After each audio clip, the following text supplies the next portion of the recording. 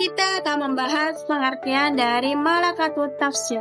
Jadi, malakatut tafsir ini secara istilah dipahami sebagai kemampuan khusus yang dimiliki oleh seorang mufassir untuk memahami dan juga menafsirkan Al-Quran secara menyeluruh.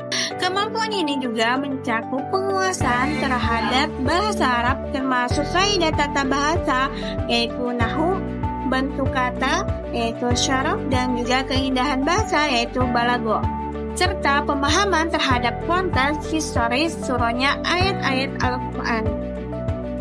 Selain itu, penguasaan terhadap metodologi penafsiran juga menjadi bagian penting dari malakatut tafsir, baik metode berbasis riwayat maupun pendekatan rasional.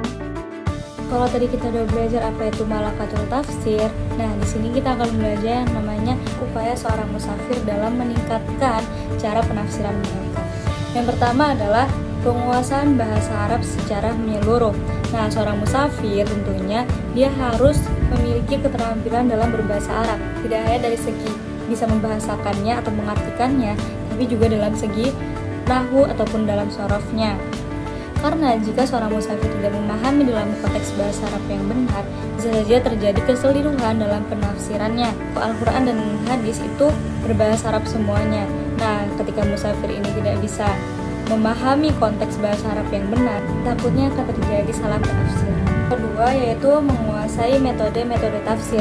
Untuk menafsirkan suatu ayat ataupun hadis itu nggak cuma hanya memperhatikan dalam konteks artinya aja, tapi juga harus step by stepnya ataupun sesuai dengan metodologi yang digunakan. Nah, seperti contohnya ada metodologi tafsir ijmali, yaitu menafsirkan secara universal ataupun secara keseluruhan atau umum.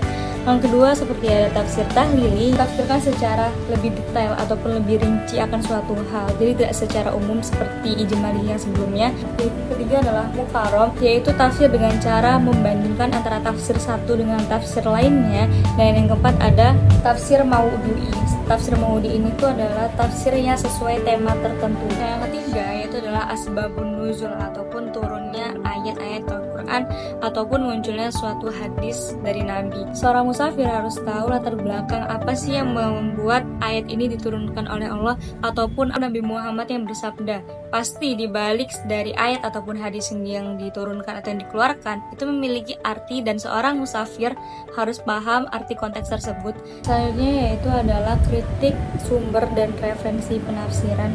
Jadi seorang musafir juga harus bisa teliti terhadap penafsiran-penafsiran yang mungkin sebelumnya sudah pernah ditafsir oleh musafir lainnya. Hal ini ditujukan hanya untuk memvalidkan atau mengabsolkan suatu penafsiran yang sudah ada sebelumnya. Yang selanjutnya yaitu adalah pembelajaran berkelanjutan dan juga pengamalan nilai Al-Quran. Tidak ada salahnya juga untuk musafir tetap belajar dalam menafsirkan suatu. Tidak ada salahnya juga seorang musafir tetap belajar dan belajar untuk memahami konteks-konteks yang lainnya, karena bagaimanapun juga era zaman sekarang akan tetap berkembang dan ayat ataupun hadis juga harus bisa mengikuti perubahan tersebut. Malakatut tafsir memegang peranan penting dalam pengembangan tradisi keilmuan Islam di Nusantara.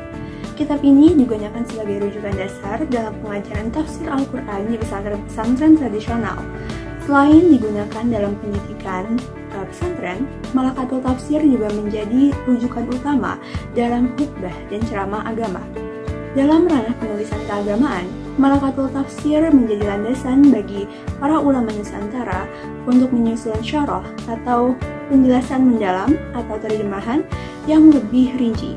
Contoh ayat malakatut tafsir yaitu Quran Surat Al-Ikhlas ayat 1 yang berbunyi Qul huwallahu ahad, yang artinya katakanlah Nabi Muhammad, dialah Allah yang Maha Esa.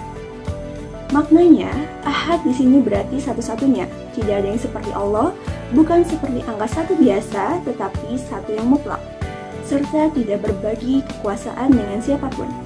Pada masa Nabi Muhammad SAW, orang-orang musyrik Quraisy bertanya, jelaskan sifat Tuhanmu, maka turunlah ayat ini sebagai jawaban. Ayat ini menegaskan bahwa Allah tidak memiliki anak dan juga tidak dilahirkan.